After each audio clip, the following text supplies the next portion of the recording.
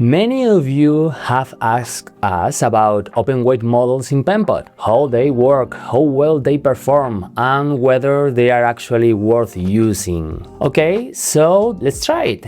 Here's the idea. We will use exactly the same setup for every open-weight model, okay? OpenCode and its agent, a set of skills from our Penpot AI Kit, and the same prompt. In fact, the prompt is intentionally not a good one. So the goal isn't to showcase perfect prompting, it's to push each model to its limits and see what it can achieve under the same conditions. Let's see what each model is capable of doing with so little information.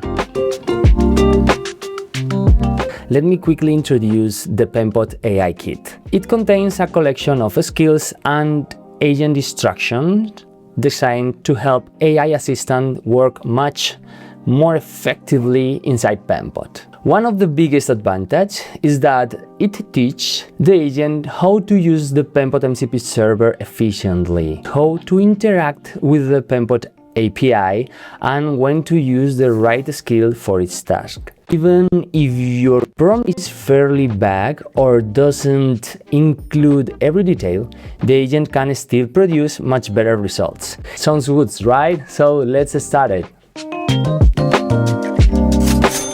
And before we review those results one by one, I'd like to show you a baseline using two frontier models. Both of them were tested under the same conditions, the same prompt, the same Penpot AI Kit installation, and the same workflow. So I think this gives us a useful reference point before we compare the open-weight models. Overall, I think Opus 4.8. It's a very solid result.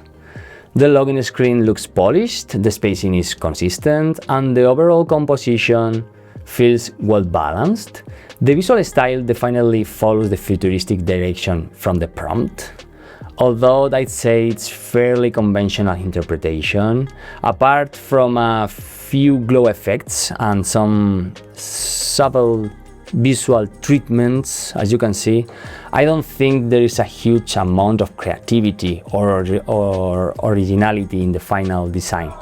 That said, it's a clean, professional, and I'd be perfectly happy with this as a starting point. Looking at the file structure, it's also done a really good job. Elements that should be absolutely positioned are, and the main car is built using flex layout with clear hierarchy. Everything is properly named, well organized, and the spacing, padding, and layout properties are well configured correctly. So overall, this is a file that would be easy for another designer to pick up and continue working on. Okay, when it comes to components, I'm actually a little disappointed. For a frontier model, I was expecting a bit more, honestly. It created 3 reusable components, and importantly, it actually uses component instances, but I was hoping to see things like variants or a more complete component structure. Finally, let's take a look at the design tokens. It generates a small sensible token set, including colors, typography, font sizes, and border radius. The naming is clear and meaningful, using conventions like primary, and the tokens are organized accordingly to the properties they are intended to control. So most importantly, it didn't just generate them. This is key. It actually applied them throughout the design, which is exactly what we want to see. Let's take a quick look at the results from Fable 5. Okay, the first thing that stands out is the visual style. It's immediately more futuristic, and overall I'd say it shows a higher level of creativity than Opus 4.8. The typography choices, small details like these slash decorations in the headings, and the way the background has been treated, and even the grid built from individual elements all give the design more personality. So to be honest, this is closer to what I expect from a frontier model. It feels more opinionated and more willing to make visual design decisions. Looking at the components, there is nothing particularly surprising here. It's using components instances correctly throughout the design, but it didn't generate any variants. To be fair, the prompt never really required them, so that's not a major issue, although it would have been nice to see more complete component architecture. As for the file structure and layout, honestly, it's excellent. The hierarchy is clean, the layouts are properly constructed, and the overall organization is extremely solid. So in practice, I think there could be very little manual cleanup required before another design could continue working on the file. And finally, okay, let's take a look at the design tokens. It generated a single token set called Neon Terminal, which fits the visual direction of the interface. As we can see, the tokens themselves are well organized, the naming is okay, and more importantly, the model actually applied them consistently across the design. So for colors, spacing, borders, and other properties, which is exactly what we hope to see. Overall, this is a very impressive result and, in my opinion, a stronger visual execution than the previous example. Now, let's move on to what we are really here for, the open weight models. And let's start with DeepSeek V4 Pro. At first glance, the design is perfectly functional. It solves the task and produces a login screen. The problem is the visual direction. We asked for something futuristic, but what we got feels much closer to a generic dark theme from an existing design system or something like that. It's clean enough, but it doesn't really capture the aesthetic we were aiming for. Looking at the file structure, though, it's a completely different story. It's very well organized, the layer hierarchy is clean, everything is properly named, the layouts are built correctly, and the spacing is consistent. So honestly, very little difference here compared to what we saw from Opus or Fable. Moving on to components, it did create them, which is good. However, it doesn't use them consistently throughout the design. So I definitely count that as a weakness. Finally, let's look at the design tokens. It generates a token set called Dark, along with a set of primitive tokens. The naming is perfectly okay, it's good. The bigger issue is that, just like with the component, it doesn't consistently apply those tokens across the design. So overall, I'd say DeepSeek V4 Pro, it's a bit disappointing. The visual design lacks of creativity we were expecting, and although it generates both components and design tokens, it doesn't use them consistently in the final file. So that said, it's worth putting this into perspective. The prompt we gave it was intentionally vague.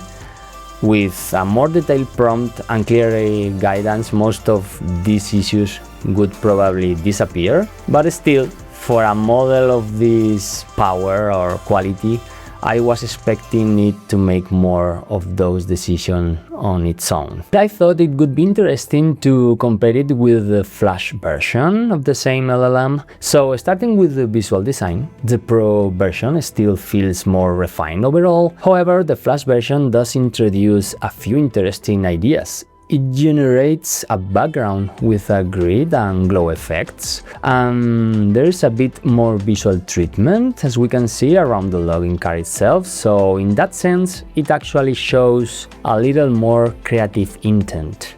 That said, I'm not entirely convinced about the color palette. The login form and the background don't feel like they belong to the same visual system. So although there is more going on visually, the overall composition feels a bit less cohesive. So looking at this file structure, though, everything is in a good shape. The background elements are separated from the login form, the layouts are built with flex layouts, layout, and the hierarchy is well organized, so no complaints here. The component story is a little unusual.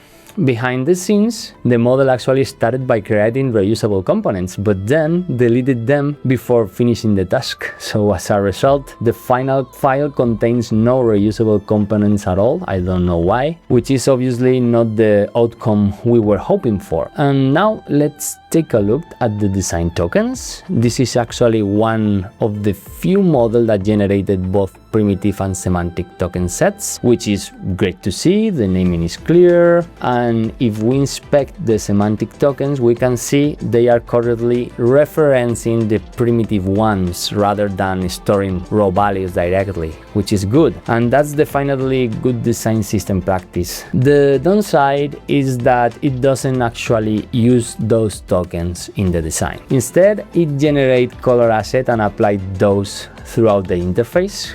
Color assets are useful, but they are different from design tokens. They are reusable color swatches rather than variable-based design system values. Overall, I'd say the result is better than expected.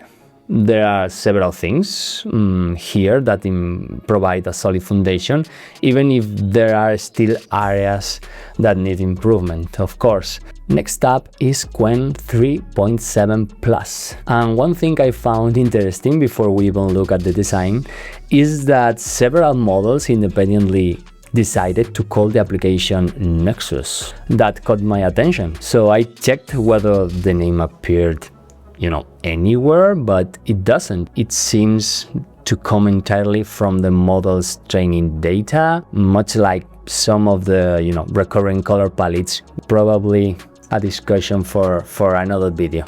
But okay, now let's look at the design itself. Overall, it's a perfectly functional login screen. In fact, my first impression is that it's slightly stronger visually than the one generated by DeepSeek. It still feels fairly conservative, given how little information we provide in the prompt.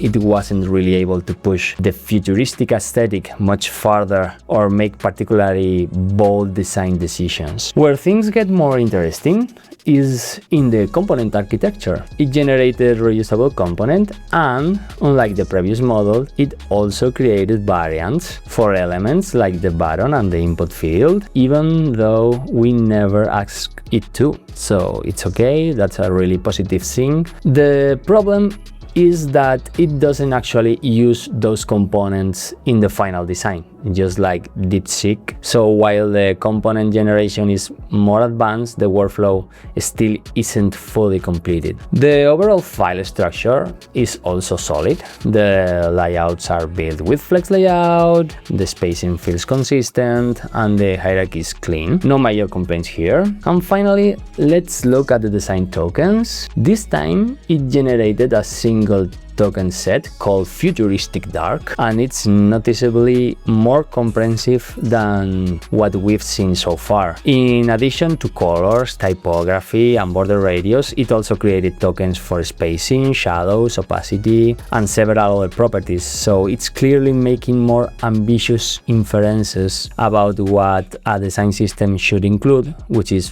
great to see. Unfortunately, just like with the components, those tokens aren't actually applied. So overall, I'd say Qwen 3.7 Plus improves on DeepSeek in a few important areas, particularly by generating component variants and much richer token system, but it still shares the same fundamental weakness: created good assets without consistently using them in the final design. The next model is Kimi 2.7 Code, and at first glance, the result is fairly straightforward. The login screen is perfectly functional, but visually it doesn't really stand out. The typography is quite standard, and once again it feels more like a dark theme interface from a design system than a futuristic aesthetic we asked for. So from a purely visual perspective, I say it's a little underwhelming. Where these open weight models continue to impress me, though, is in the file structure. Once again, the layout is well built, everything is organized correctly, and the spacing is consistent, and the hierarchy makes sense, and honestly, I think this is one of the most valuable aspects of these models. The visual direction is something a designer will almost always refine anyway, so what really matters is whether the model can automate the repetitive, time-consuming work,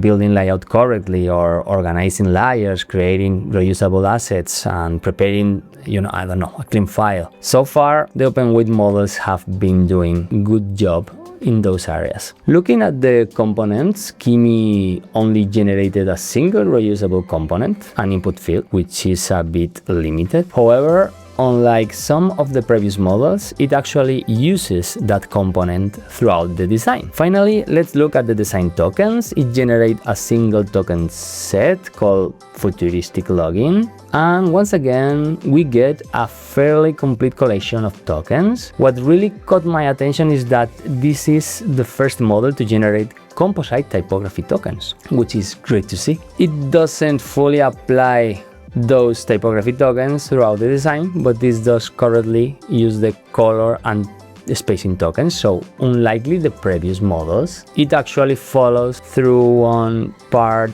of the design system it creates, so that's a meaningful improvement. On top of that, Kimi was also one of the fastest models to complete the task, so at least so far, I'd say Kimi moves into first place among open weight models. The visual design isn't particularly exciting, but when it comes to the repetitive work, component tokens, applying those tokens and reproducing a clean usable file, it performs better than the models we've looked at so far. So let's move on to the next one, and the next one is GLM 5.2. Yeah, looking at the results, I have to say I like it quite a bit. Visually, it's one of the strongest open weight models we've seen so far. I still wouldn't describe it as truly futuristic, but like some of the previous examples, you can see that it's making an effort to push the visual direction a little farther. There are more intentional gradings here, more interesting typography choices, and yeah, a much stronger use of visual hierarchy. The different text styles, color contrast, headings, and yeah, text all work together really well. So the login form itself is also very well structured. Overall, I think it's a solid piece of UI. Now let's look at the components. There is where GLM 5.2 really starts to shine. It generated a good range of reusable components, including buttons, input, checkboxes, and even dividers. More importantly, it also created variants for the buttons and input fields, and it's actually using those components instances throughout the design, which is really good. It's great. So that's exactly the kind of component architecture I hope to see, and it's a significant step up from some of the previous models. Finally, let's look at the design tokens. It generates a single token set called Nexus Dark, and only criticism I make here is the token organization. The color tokens feels a little mixed together. Ideally, I have liked to see separate primitive and semantic token sets with one referencing the other. Instead, we have a combination of values like cyan 400 alongside semantic and names like primary,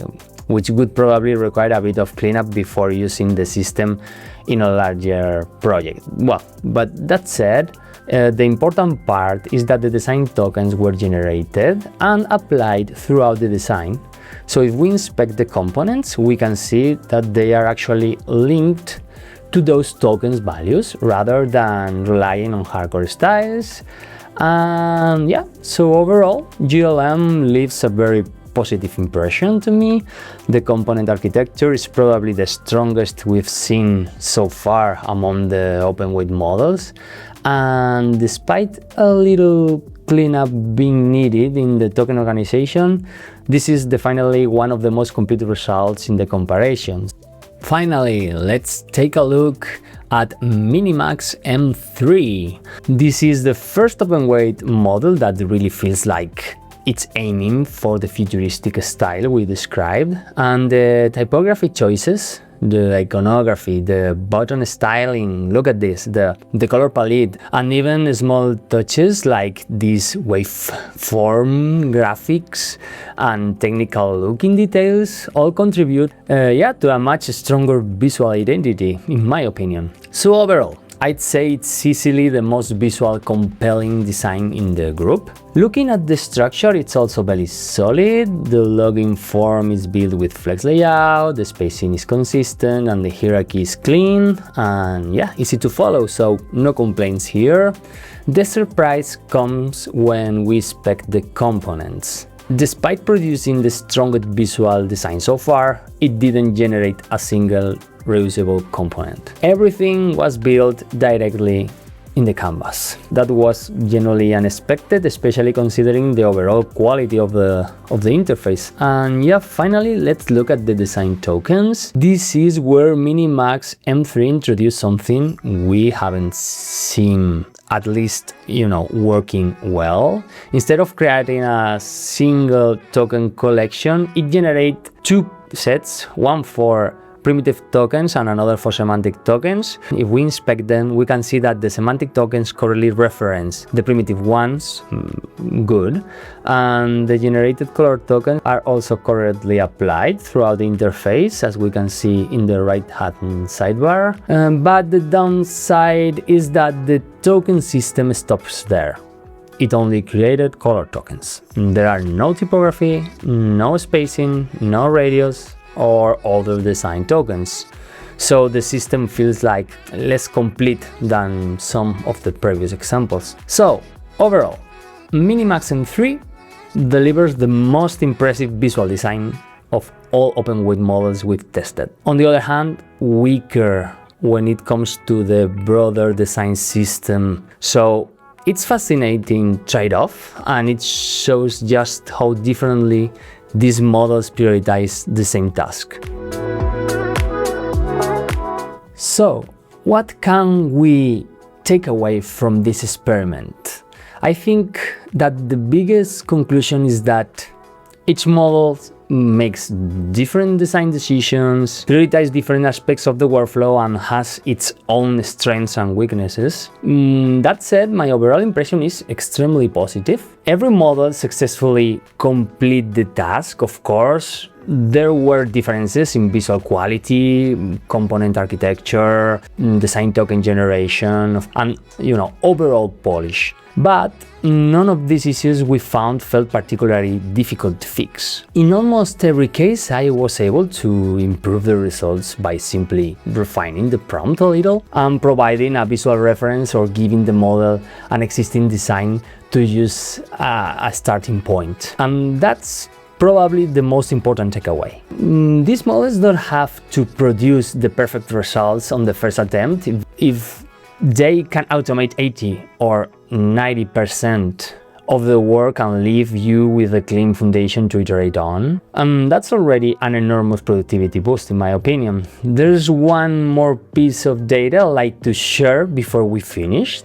We tracked both the execution time and the cost of every model. In terms of cost, GLM 5.2 turned out to be the most expensive model we test, while Qwen 3.7 Plus and DeepSeek V4 Flash were the least expensive. So even so, the overall costs were much lower than I expected. The most expensive runs were only slightly above the others, and the cheapest ones were roughly in the 10-20 cents range per execution. So execution time was also consistent, completed the workflow in somewhere between 3 minutes and 5.5 minutes. And that brings me to the interesting part. DeepSeek V4 Flash was by considerable margin both the fastest and the cheapest model in the entire experiment.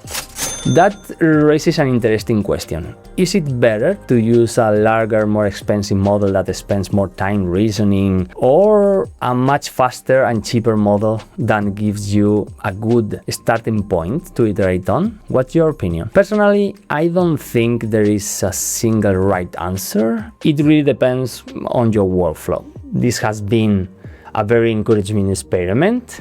Open weight models have clearly reached a point where they can perform meaningful design work inside Penpot, especially when they are combined with the Penpot AI Kit and of course the MCP server. They are not perfect yet, but they are already capable of automating a significant part of the workflow. And I think that's a really exciting part. And that's it. I think this has been a really interesting experiment. So let me know your thoughts in the comments below. Give the Penpot AI Kit a try together with the MCP server. It's a great way to get much more out of these models while automating a lot of the repetitive work inside Penpot.